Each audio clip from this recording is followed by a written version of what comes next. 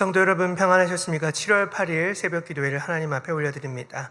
오늘 우리에게 주신 하나님의 말씀 요한계시록 4장 1절부터 11절까지의 말씀입니다. 이일 후에 내가 보니 하늘에 열린 문이 있는데 내가 들은 바 처음에 내게 말하던 나팔 소리 같은 그 음성이 이르되 이리로 올라오라. 이후에 마땅히 일어날 일들을 내가 내게 보이리라 하시더라. 내가 곧 성령에 감동되었더니 보라 하늘에 보좌를 베풀었고 그 보좌 위에 앉으신 이가 있는데 앉으신 이의 모양이 벽옥과 홍보석 같고 또 무지개가 있어 보좌에 둘렀는데 그 모양이 녹보석 같더라. 또 보좌에 둘려 24 보좌들이 있고 그 보좌들 위에 24 장로들이 흰옷을 입고 머리에 금관을 쓰고 앉았더라. 보좌로부터 번개와 음성과 우레소리가 나고 보좌 앞에 켠 등불 7이 있으니 이는 하나님의 7영이라. 보좌 앞에 수정과 같은 유리바다가 있고 보좌 가운데와 보좌 주위에 4 생물이 있는데 앞뒤에 눈들이 가득하더라. 그 첫째 생물은 사자 같고 그 둘째 생물은 송아지 같고 그 셋째 생물은 얼굴이 사람 같고 그 넷째 생물은 날아가는 독수리 같은데 4 생물은 각각 6날개를 가졌고 그 안과 주위에는 눈들이 가득하더라. 그들이 밤낮 쉬지 않고 이르기를 거룩하다 거룩하다 거룩하다 주 하나님 곧 전능하신 이여 전에도 계셨고 이제도 계시고 장차 오실 이시라 하고 그 생물들이 보좌에 앉으사 세세토록 살아계시는 이에게 영광과 존귀와 감사를 돌릴 때에 24 장로들이 보좌에 앉으신 이 앞에 엎드려 세세토록 살아계시는 이에게 경배하고 자기의 관을 보좌 앞에 드리며 이르되 우리 주 하나님이여 영광과 존귀와 권능을 받으시는 것이 합당하오니 주께서 만물을 지으신지라. 만물이 주의 뜻대로 있었고 또 지으심을 받았나이다 하더라. 아멘. 계속해서 우리가 요한계시록 말씀 살펴보고 있습니다. 우리가 요한계시록 2장과 3장을 통해서 소아시아 7교회에 보낸 편지에 대해서 지난 시간까지 살펴봤었습니다. 7교회가 다 어떤 처지에 있었습니까? 모든 교회라고 할 수는 없지만 많은 교회가 환난을 당하고 있었습니다. 버가모 교회에서는 안디바가 순교했다라는 기록이 들어있고 두아디라 빌라델비아 교회는 어떤 역경 속에서 그들이 인내하고 있다라는 표현이 들어있는 걸 보아서 굉장한 환난이 있구나라는 걸 또 확인할 수가 있었고 서머나 교회 역시 이제 곧 닥쳐올 핍박 앞에 그들이 서 있다라는 표현이 들어있었습니다. 여러분 이들 교회가 어려움 당한 이유가 뭐였습니까? 여러 가지 이유가 있겠지만 당시 만연했던 황제 숭배 문화를 그들이 거슬렀기 때문에 거기에서 발생한 핍박과 환난이 가장 주된 이유였습니다. 사실 여러분 소아시아 7교회만 우리가 살펴봐서 그렇지 당시 거의 대부분의 교회가 이와 비슷한 처지라고 할 수 있을 겁니다. 자, 여러분 이 내용을 기억하시고 다시 우리가 요한계시록의 구조를 살펴봐야 됩니다. 여러분 1장에서 요한이 환상을 보죠. 환상의 중심에는 7 금초대 사이를 거니시는 예수님의 모습을 살펴볼 수가 있었습니다. 그 예수님이 요한에게 뭐라고 얘기하냐? 나는 알파와 오메가 처음과 마지막이라. 네가 지금부터 보게 될 것을 기록하여서 다른 사람들에게 알려줘야 된다. 이 얘기를 하신 겁니다. 그리고 2장과 3장에서 7교회가 당하는 여러 어려움들을 묘사했고 그들이 받은 평가에 대해서 기록을 한 겁니다. 그렇다면 이 다음에 나와야 될 게 여러분 어떤 내용이겠습니까? 이 어려움들을 지금 당하고 있는 교회, 이거를 멸하시는 우리 주님의 행동이 나와야 되는 게 마땅해 보입니다. 사실 여러분 요한계시록 살펴보시면 알겠지만 대다수 내용이 심판에 관한 내용입니다. 이제 곧 살펴보겠지만 그 심판은 2가지 축을 가지고 있습니다. 지금 그리스도인을 괴롭히는 현실 세력에 대한 심판, 요거가 한 축이고 다른 한 축은 그 현실 너머에서 이거를 조장하고 있는 사탄의 세력, 배후에 있는 그 사탄의 세력을 멸하시는 그 심판이 다른 한 축을 가지고 있는 겁니다. 우리의 관심은 뭡니까? 빨리 이 심판을 보는 게 우리들의 관심일 겁니다. 당시 사람들도 마찬가지였겠죠. 지금 현실이 너무 괴로운 거예요. 그러니까 빨리 이 현실을 심판당하고 있는 현실을 봐야 되는 겁니다. 근데 여러분 이걸 보고 싶었는데 소아시아 7교회 에피소드가 끝나고 난 4장과 5장에서 어떤 이야기가 나오냐? 잠깐 일시정지를 누른 것처럼 다른 에피소드가 튀어나오는데 천상에서 어떤 모습을 보고 있는 겁니다. 이게 여러분 4장과 5장의 내용인 거예요. 오늘 본문 4장 1절에 여러분 뭐가 기록되어 있냐? 2일 후에 내가 보니 하늘에 열린 문이 있는데 내가 들은 바 처음에 내게 말하던 나팔 소리 같은 그 음성이 이르되 이리로 올라오라. 이후에 마땅히 일어날 일들은 내가 내게 보이리라. 이렇게 말씀하셨다라는 겁니다. 여기서 이 일, 후에라고 할 때 이 일은 소아시아 7교회의 이야기를 의미합니다. 이 일이 있은 후에 나팔 소리처럼 큰 음성이 요한을 부르는데 그 음성이 뭐였냐? 하늘 문이 열려 있는데 너 여기로 들어오면 앞으로 벌어질 내용들 볼 수 있을 거야. 그래서 요한이 거기 들어갑니다. 거기 갔더니 무슨 내용이 뭐가 있냐? 어떤 것들을 보게 되냐? 2절에 보니까 하늘에 보좌가 있고 그 보좌에 앉으신 이가 있다라고 말합니다. 여러분, 이 보좌에 앉으신 이가 누구겠습니까? 이름이 나오진 않지만 우리는 어렵지 않게 추측할 수 있습니다. 이거 하나님이십니다. 4절에 보면 하나님 앉으신 보좌 주위로 24개의 보좌가 있고 그 보좌에 흰옷 입고 금관을 쓴 24명의 장로들이 앉아있는 환상을 봅니다. 여러분, 이거 보시면서 그림을 그리셔야 됩니다. 하나님의 보좌가 있고 그 주위로 24개의 보좌에 24 장로들이 앉아있는 겁니다. 그리고 5절에 보면 보좌에서 번개와 음성과 우레소리가 막 나고 있고 보좌 앞에는 7개의 등불이 있는데 이 7 등불이 뭘 의미하지 봤더니 하나님의 7영을 의미하는 것 같더라는 겁니다. 그리고 보좌 앞에 유리바다가 있고 보좌 주위에는 4 생물이 존재하는데 사자, 송아지, 사람, 독수리 같은 그 형상을 하는 동물들이 있더라는 겁니다. 여러분, 여기서 유리바다가 뭐냐? 여러분, 솔로몬 지은 성전 기억나십니까? 거기 보면 큰 놋에다가 많은 물을 채워가지고 마치 바다처럼 만들어 놔라. 그걸 놋바다라고 부르는데 그와 비슷한 게 저 하늘 천상에도 있더라는 겁니다. 바다, 유리로 된 바다. 또 내 생물이 의미하는 바는 여러분 뭐냐? 사자 같고 송아지 같고 얼굴이 사람 같고 독수리 같은 생물인데 이거 하나님이 만드신 모든 피조물들을 대표해서 4개로 만들어 놓은 겁니다. 여러분, 8절에 보면 이 4 생물들이 각기 6 날개를 가지고 하나님 보좌 주위에서 밤새도록 쉬지 않으면서 거룩하다 거룩하다 거룩하다 주 하나님 곧 전능하신 이여 전에도 계셨고 이제도 계시고 장차 오시리시라 하고 이렇게 말을 하더라는 겁니다. 쉬지 않고. 여러분, 이거 뭐 하는 겁니까? 4 생물이 지금 뭐 하는 거죠? 하나님 앞에 찬양을 올려드리고 있는 겁니다. 찬양하고 있다는 거 여러분 기억하셔야 됩니다. 또 9절 말씀 한번 볼까요?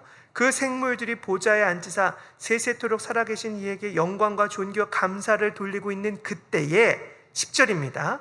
이 14 장로들이 보좌에 앉으신 이 앞에 엎드려 세세토록 살아계시는 이에게 경배하고 자기의 관을 보좌 앞에 드리며 이르되 우리 주 하나님이여 영광과 존귀와 권능을 받으시는 것이 합당하오니 주께서 만물을 지으신지라 만물이 주의 뜻대로 있었고 또 지으심을 받았나이다 하더라.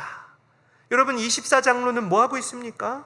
세세토록 살아계신 이에게 경배하고 그들이 쓰고 있던 금관을 그 앞에 이렇게 내려놓으면서 하나님이여 당신이야말로 영광과 존귀를 받기에 합당하신 분이십니다. 이런 고백을 드리고 있더라는 겁니다. 여러분, 이거 지금 뭐 하고 있는 겁니까? 4 생물들은 찬양하고 있고 24 장로들은 하나님 앞에 예배 드리고 있는 겁니다. 예배 드리고 있는 거예요. 여러분, 아까도 얘기했지만 지금 예배 드릴 만한 상황이 아닙니다. 4장 5장 앞뒤를 살펴보면 어느 것 하나도 녹록지 않은 현실입니다. 전혀 찬양과 예배를 드릴 만한 현실이 아니에요. 황제 숭배가 강요되고 있고 거절하면 핍박하는 현실을 당하고 있는 겁니다. 그 핍박에 못 이겨서 로마 도처에서 배교 혹은 순교가 일어나고 있는 겁니다.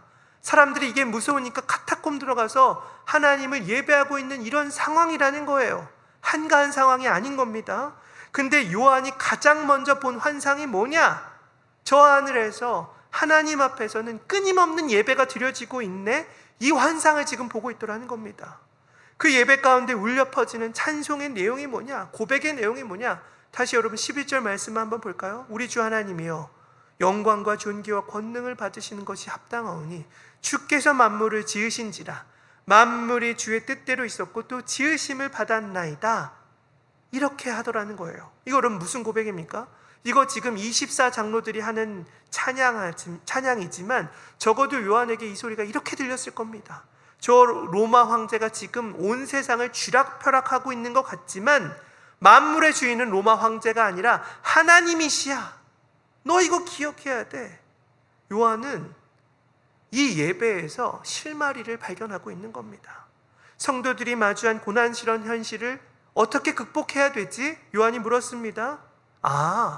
하루하루 예배함으로 우리들이 견뎌야 되는구나. 답을 얻은 겁니다. 그런 점에서 당시 예배는 굉장히 정치적인 행위라는 것을 우리가 확인할 수 있는 겁니다. 여러분, 왜 그렇습니까? 당시 모든 로마 제국의 시민들은 로마 황제가 우리에게 평화를 가져다 줍니다. 로마 황제가 우리에게 부유함을 가져다 줍니다. 그래서 우리들의 주인이십니다 라는 고백을 온 로마에서 이 고백을 했었습니다.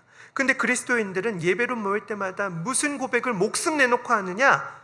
저 로마 황제가 아니라 우리 주님께서 우리에게 평화를 가져다 주시고 모든 부유함과 복을 가져다 주시는 정말 주인이시야 라는 고백을 예배 때마다 드렸던 겁니다. 정치적이죠. 목숨 내놓고 하는 겁니다. 근데 여러분, 오늘날도 마찬가지입니다. 오늘날도 예배에는 이런 차원이 들어있는 거예요. 오늘날 예배라는 게 뭡니까? 내가 세상 살며 주인 삼았던 모든 것들을 다 내려놓고 하나님만이 내 삶의 유일한 숭배 대상임을 고백하는 게 오늘날의 예배 아닙니까? 물론 여러분, 오늘날은 저 옛날처럼 그 생사탈권을 가지고 있는 로마 황제는 더 이상 존재하지 않습니다. 대신 다른 유사 주들이 존재하고 있는 겁니다. 여러분, 우리에게 없으면 안 될 것 같고 저게 내 목숨을 살게 하는 것 같은 그렇게 느껴지는 것들이 뭐가 있습니까? 어렵지 않게 생각할 수 있죠? 돈이에요, 여러분, 돈. 예배 한 번 안 드리는 거 여러분, 우리는 아무 문제가 되지 않습니다. 그렇잖아요. 하나님께 기도하지 않고 예배하지 않는 거 한 번 정도 빠지는 거는 그다지 그렇게 중요하게 생각하지 않는데 뭐가 없으면 우리가 정말 죽을 것 같다는 생각이 들죠? 돈이잖아요. 통장 잔고가 0으로 향해 가면 우리는 불안하기 시작한 겁니다. 돈이 주인인 세상, 그게 여러분 자본주의인데 우리는 이 자본주의 세상에서 도구로 써야 될 그 돈을 알게 모르게 숭배의 대상으로 마음속에 올려다 뒀더라는 겁니다. 예배라는 게 여러분 뭐라고 했습니까? 한 주간 내가 숭배의 대상으로 삼았던 그 모든 것을 내려놓고 어린 양 되신 예수님을 내 마음속에 주인의 자리에 다시금 모시는 행위가 예배인 겁니다. 그래서 여러분, 우리의 고백이 어때야 되냐? 예배로 모일 때마다 우리가 어떤 고백을 주님께 올려드려야 되냐? 하나님, 세상에 나가보니 돈이 주인이더라. 주인인 걸 제가 확인했습니다. 근데 하나님, 돈이 내 인생의 주인이 아니라, 돈 앞에 면류관을 내어놓는 것이 아니라 하나님, 당신이 만물을 지으신 분이고 나를 살게 하시는 분이기 때문에 내가 내 면류관을 우리 주님 앞에 오늘도 내려놓습니다. 그렇게 살지 못했음을 하나님 회개합니다. 이게 여러분, 우리 예배 가운데 있어야 될 행위라는 겁니다. 저는 요새 우리가 드리는 예배가 아무리 생각해도 우리를 위한 거구나라는 생각이 듭니다.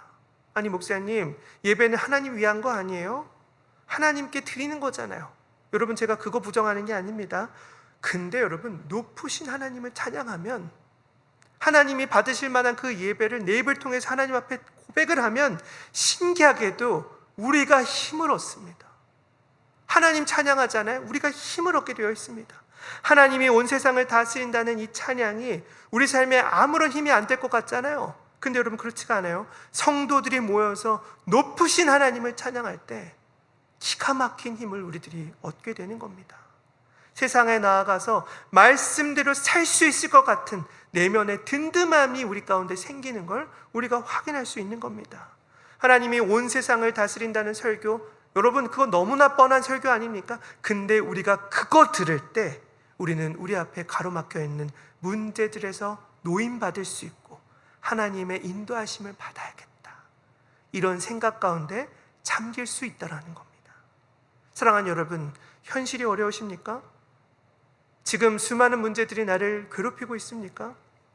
우리보다 훨씬 어려운 시대가 여러분 요한의 시대였는데 그들은 모여서 하나님 예배했고 예배함으로 하루하루 견뎌내어서 마침내 하늘의 면류관을 상급으로 얻었다는 사실 기억하시기 바랍니다. 오늘도 우리들이 이 험한 세상 어떻게 살아가겠습니까? 어떻게 우리들의 믿음을 지키며 살아가겠습니까? 하나님 예배함으로 찬양함으로, 그분 의지함으로 우리들이 그렇게 견뎌낼 수 있다는 사실 잊지 마시면서 오늘도 우리 하나님 찬양하고 우리 하나님 예배함으로 주어진 현실을 더욱 믿음으로 살아가실 수 있는 저와 여러분들이 되시기를 우리 주님의 이름으로 간절히 축원합니다. 함께 기도하겠습니다. 사랑하는 하나님, 우리에게 주어진 현실이 녹록지 않다 할지라도 예배하고 찬양하고 기도하는 행위를 멈추지 않는 저희들 되기를 소원합니다. 하나님을 예배할 때 세상이 줄 수 없는 힘과 은혜를 우리 가운데 더해 주시고 그 힘 받아 삶 속에서 믿음으로 승리하며 살아가는 저희 모두가 될 수 있도록 하나님 오늘도 저희들 붙들어 주시옵소서. 그렇게 일해 주실 우리 주님 이름을 찬양드리오며 모든 말씀 존귀하신 예수님의 이름으로 기도 올리옵나이다. 아멘.